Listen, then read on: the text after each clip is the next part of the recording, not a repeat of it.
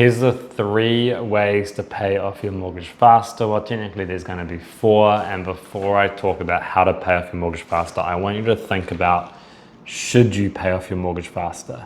And that seems like a stupid question, but think about your long-term goals. A lot of people have this plan of having one mortgage-free property to live in, and that's it.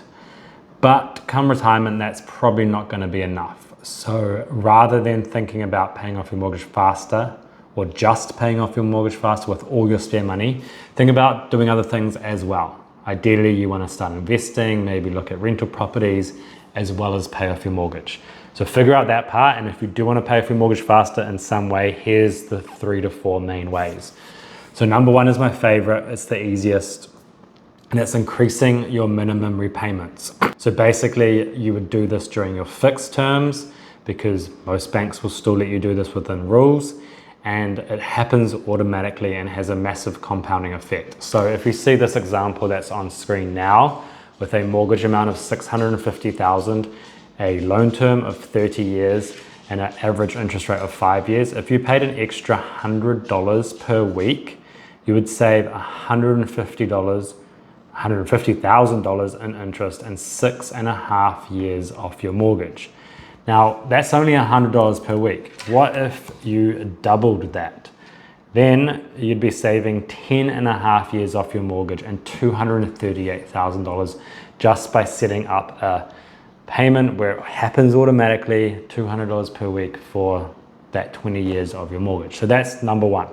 Number 2 is a lump sum repayment. So technically you just save up the money and then push it against your mortgage, either during the fixed term if your bank allows it, most will let you do 1 per year, or you wait until your mortgage comes up for renewal, it goes on floating, make the payment and then put it back on fixed.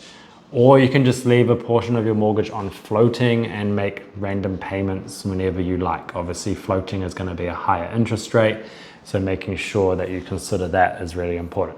Number 3 is an offset account or a revolving credit. Obviously, I've done another video on this already, and for some people, it does already complicate something that is already quite complicated.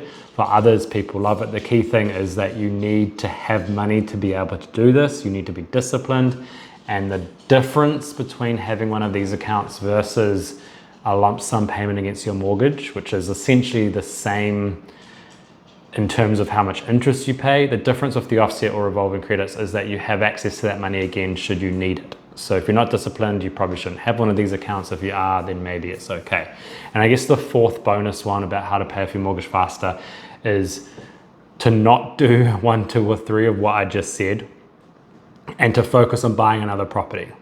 Because if you have 2 properties that go up in value with the market in 10 or 15 years time, you can technically get out more lending against one of them to pay off the other. So for example, you have your home, you buy it for $500,000, it goes up to being worth $1 million after 7 to 10 years.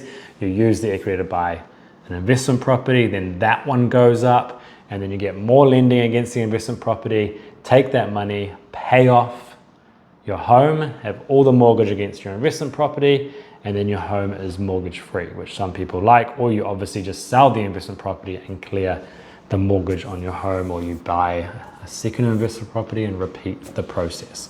So the key thing with paying off your mortgage faster is making sure you understand the rules around how to do it when you're in the fixed terms, because floating, there are no rules, as I said in that other video.